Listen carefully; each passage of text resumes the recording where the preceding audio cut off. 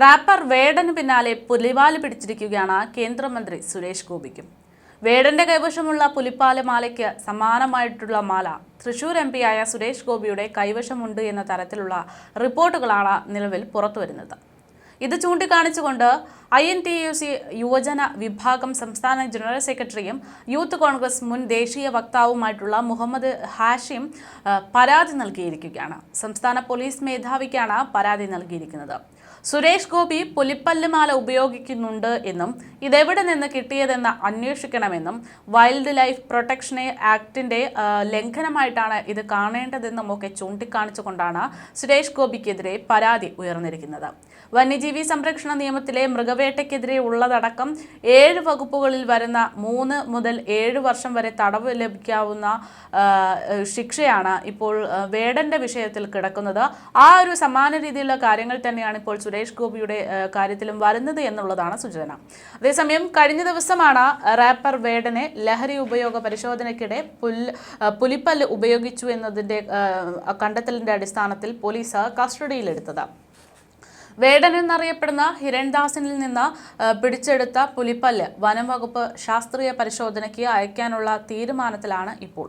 വേടന്റെ ഇൻസ്റ്റഗ്രാം ചാറ്റുകളും പരിശോധിക്കാനുള്ള തീരുമാനമുണ്ട്. അതേസമയം വേടന് പുലിപ്പല്ല് നൽകിയ രഞ്ജിത്ത് കുമ്പിടിയുമായി ബന്ധപ്പെടാൻ വനം വകുപ്പ് ശ്രമിക്കുന്നുണ്ടെങ്കിലും ഇതുവരെ സാധിച്ചിട്ടില്ല എന്നാണ് വിവരം. യഥാർത്ഥ പുലിപ്പല്ല് എന്നറിയില്ലായിരുന്നുവെന്നും ഇതൊക്കെയാണ് വേടൻ ആദ്യമായിട്ട് ഈ ഒരു വിഷയത്തിൽ മൊഴിയായി നൽകിയതെന്നാണ് വ്യക്തമാക്കുന്നത്. പക്ഷേ യഥാർത്ഥ പുലിപ്പല്ലാണെന്ന് തനിക്ക് അറിയില്ലായിരുന്നു എന്ന വേടന്റെ മൊഴി ഇതുവരെ വനം വകുപ്പ് വിശ്വാസത്തിലെടുത്തിട്ടില്ല എന്നാണ് സൂചന. കേസിൽ വേടന്റെ അടുത്ത സുഹൃത്തുക്കളെ ചോദ്യം ചെയ്യാനും തീരുമാനിച്ചതായിട്ടാണ് പോലീസിൽ നിന്ന് പുറത്തുവരുന്ന വിവരം. കഴിഞ്ഞ ദിവസം തന്നെ പുലിപ്പല്ല് കണ്ടെത്തിയതുമായി ബന്ധപ്പെട്ട് കൂടുതൽ മൊഴികൾ പുറത്തു വന്നിരുന്നു. പുലിപ്പല്ല് തായ്ലാന്റിൽ നിന്ന് വാങ്ങിയതെന്നായിരുന്നു വേടൻ ആദ്യം നൽകിയിരുന്ന മൊഴി.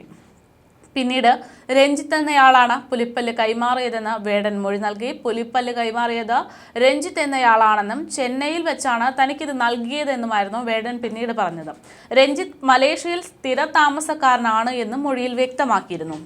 വനംവകുപ്പിന്റെ വിജിലൻസ് സ്ക്വാഡ് നടത്തിയിട്ടുള്ള പരിശോധനയിൽ മാലയിലുള്ളത് യഥാർത്ഥ പുലിപ്പല്ല് തന്നെയാണ് എന്ന നിഗമനത്തിലേക്ക് പോലീസ് എത്തിയിട്ടുണ്ട്.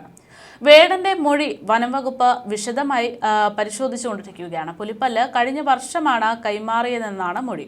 സംഭവത്തിൽ രഞ്ജിത്തിനെ കേന്ദ്രീകരിച്ചിട്ടുള്ള അന്വേഷണങ്ങൾ നടത്തിവരികയാണ്. ഇയാൾക്ക് ഇത് എവിടെ നിന്ന് കിട്ടി എന്നതടക്കമുള്ള കാര്യങ്ങളാണ് അന്വേഷിക്കുന്നത്.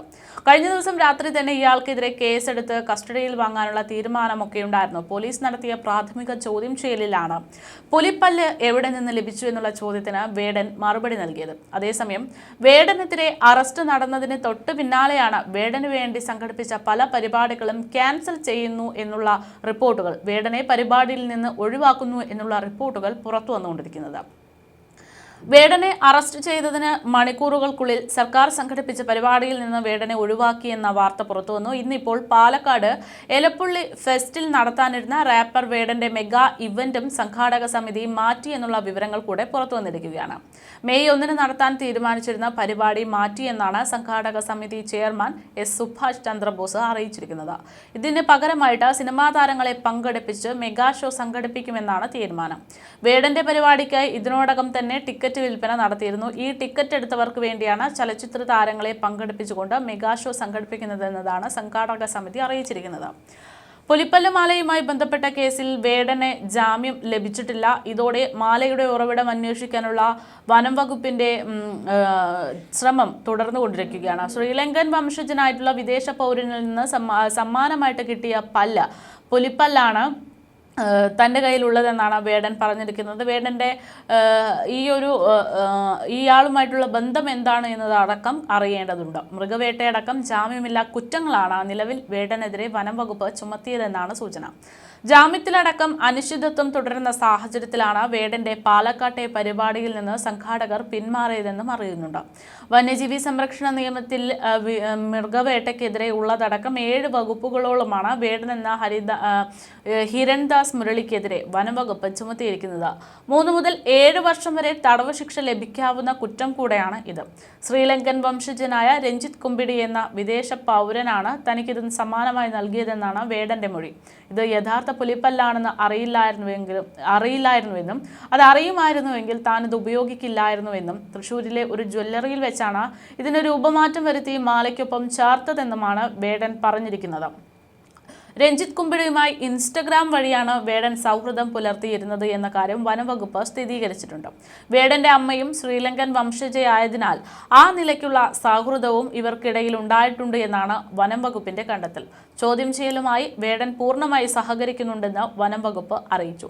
ഫ്രാൻസിലും UK-യിലും അടക്കം ബിസിനസ് ബന്ധങ്ങളുള്ളയാളാണ് രഞ്ജിത്ത് കുമ്പിടി എന്നാണ് നിലവിൽ പുറത്തുവന്നിരിക്കുന്ന നിഗമനം. പുലിപ്പല്ലിന്റെ ശാസ്ത്രീയ പരിശോധന നടത്തിയില്ലെന്ന വാദവും കോടതിയിൽ വേടൻ ഉയർത്തിയിരുന്നു. കഞ്ചാവ് ഉപയോഗം മാധ്യമങ്ങൾക്ക് മുന്നിൽ തുറന്നു സമ്മതിച്ച അദ്ദേഹം ഇന്ന് തന്റെ പുതിയ പാട്ട് റിലീസ് ചെയ്യുമെന്നുള്ള കാര്യമടക്കമാണ് കഴിഞ്ഞ ദിവസം അറിയിച്ചിരുന്നത്. ഇതോടുകൂടെ വേടനെതിരെ നിരവധി ആളുകൾ രംഗത്തെത്തുന്നുണ്ട്. അതേസമയം അനുകൂലിച്ചുള്ള ആളുകളും പ്രതികരണവുമായി രംഗത്തെത്തുന്നുണ്ട്.